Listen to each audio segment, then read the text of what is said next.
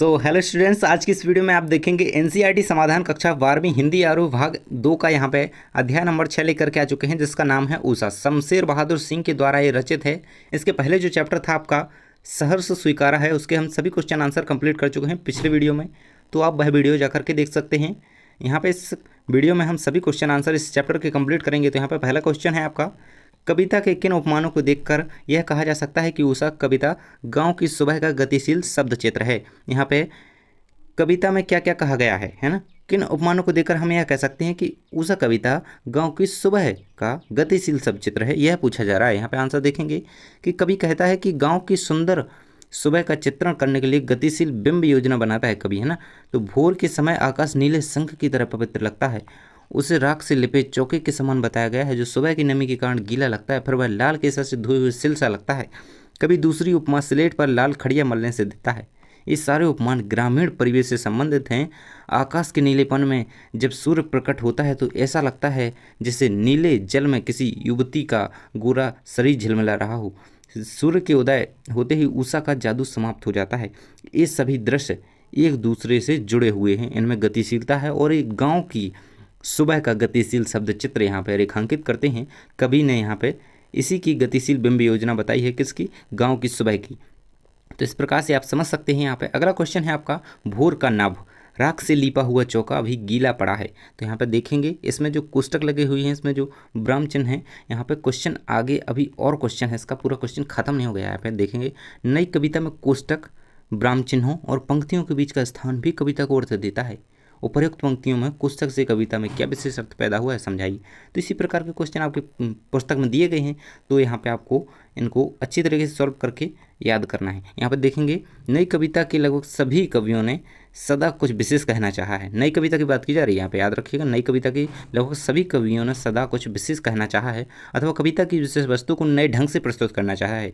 नई कविता है तो उसके जो कवि हैं उन्होंने कुछ विशेष कहना हमेशा ही चाहा है, और वही एक नए ढंग से प्रस्तुत करना चाहते हैं उस बात को जो वो कहना चाहते हैं। उन्होंने इसके लिए कोष्टक, ब्रह्म चिन्हों और पंक्तियों के बीच स्थान छोड़ दिया है। जो कुछ इन्होंने इसके माध्यम से कहा है, कविता उससे नए अर्थ देती है। उपरोक्त पंक्ति में यद्यपि सुबह के आकाश को चौका जैसा माना है, और यदि इसके कोष्टक में दी गई पंक्तियों को देखा जाए तो तब चौका जो अभी अभी राख से लीपा है उसका रंग मटमैला है। इसी तरह सुबह का आकाश भी दिखाई देता है। तो ये पंक्ति यहाँ पे दी गई है, भोर का नभ, राख से लीपा हुआ चौका अभी गीला पड़ा है। यहाँ पे कोष्टक में लिखा हुआ है अभी गीला पड़ा है, तो यहाँ पे इसी का वर्णन दिया गया है, किस प्रकार से उसमें एक नयापन प्रस्तुत करने के लिए कवि इस प्रकार की जो है वो ब्रह्म चिन्हों और कोष्टक का यूज़ कर रहा है। तो ये समझेंगे। अगला क्वेश्चन है आपका, प्रश्न संख्या 3 है, कवि को सुबह का आकाश मटमैला क्यों दिखाई देता है। तो इसे समझेंगे कि कवि ने सुबह के आकाश के लिए राख से लेपे हुए चौके का उपमान दिया है। यानी कि कवि ने सुबह का जो आकाश होता है उसकी तुलना राख से लेपे हुए चौके से की है। यहाँ पर जिस प्रकार चौका गीला होता है और मटमैला होता है और साफ होता है, उसी प्रकार आकाश यहाँ पे मटमैला दिखाई देता है। इसीलिए सुबह के आकाश की तुलना, सुबह का आकाश कवि ने मटमैला कहा है ना, इसलिए उसे दिखाई देता है क्योंकि उसने तुलना किससे की है, चौके से, है ना। राख से लेपा हुआ जो चौका होता है वो भी मटमैला होता है, गीला होता है और साफ होता है, इसी प्रकार उसने आकाश को मटमैला कहा है। अगला क्वेश्चन देखें कि कवि ने किस जादू के टूटने का वर्णन किया है। तो कवि ने नए नए उपमानों के द्वारा सूर्योदय का सुंदर वर्णन किया है। ये उपमान सूर्य के उदय होने में सहायक है। कवि ने इनका प्रयोग गतिशीलता के लिए किया है। सूर्योदय होते ही यह जादू टूट जाता है। यहाँ पर देखेंगे सूर्योदय का सुंदर वर्णन कवि ने इस कविता में किया है, उपमानों के द्वारा किया है, क्योंकि नए नए उपमान जब जोड़े जाते हैं तो नई कविता की तो यही तो खास बात है कि इसमें नए नए उपमानों द्वारा कवि कुछ नया प्रस्तुत करना चाहता है अपनी कविता में, है ना। तो ये उपमान सूर्य के उदय होने में सहायक हैं। कवि ने इनका प्रयोग गतिशीलता के लिए किया है। सूर्योदय होते ही यह जादू टूट जाता है। यहाँ पे जादू के टूटने का वर्णन है। यहाँ पे देखेंगे, निम्नलिखित काव्यांश का भाव सुंदर कीजिए। आपको काव्यांश दिया गया है, बहुत काली सिर जरा से लाल केसर से कि जैसे धुल गई हो। यहाँ पर देखेंगे इसका भावार्थ, देखेंगे भाव सौंदर्य। कवि कहता है कि जिस प्रकार ज़्यादा काली सिर अर्थात पत्थर पर थोड़ा सा केसर डाल देने से वह धुल जाती है, अर्थात उसका कालापन खत्म हो जाता है, ठीक उसी प्रकार काली सिर को किरण रूपी केसर धो देता है, अर्थात सूर्योदय होते ही हर वस्तु चमकने लगती है। यहाँ पर उसका प्रकाश पड़ते ही चमक आ जाती है। तो यहाँ पे इसी प्रकार से कवि इसको कहना चाहता है।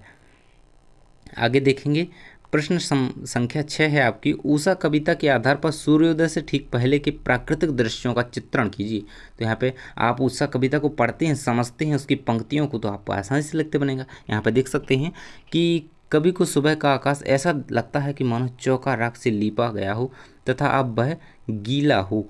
जिस तरह गीला चौका स्वच्छ होता है उसी प्रकार सुबह का आकाश भी स्वच्छ होता है, उसमें प्रदूषण नहीं होता है। यहाँ पे कवि ने किस प्रकार से सूर्योदय के पहले वाले आकाश का वर्णन किया है, तो यहाँ पे देख सकते हैं प्राकृतिक जो वर्णन होता है, चित्रण होता है, दृश्य होता है, उसका वर्णन यहाँ पर कवि ने किया है सूर्योदय से पहले। यहाँ पे देखेंगे प्रश्न संख्या 7 है आपकी, ऊषा कविता में भोर के नभ की तुलना किससे की गई है और क्यों। यहाँ पे देखेंगे आंसर रहेगा इसका, ऊषा कविता में प्रातःकालीन नभ की तुलना राख से लीपे गए चौके, नभ यानी कि आसमान की तुलना यहाँ पे राख से लीपे गए चौके से की गई है। इस समय आकाश नम तथा धुंधला होता है, इसका रंग राख से लेपे चूल्हे जैसा मटमैला होता है। जिस प्रकार चूल्हा चौका सूख कर साफ हो जाता है, उसी प्रकार कुछ देर बाद आकाश भी स्वच्छ एवं निर्मल हो जाता है। तो यहाँ पे इस चैप्टर के आपके सभी क्वेश्चन आंसर कंप्लीट हो चुके हैं।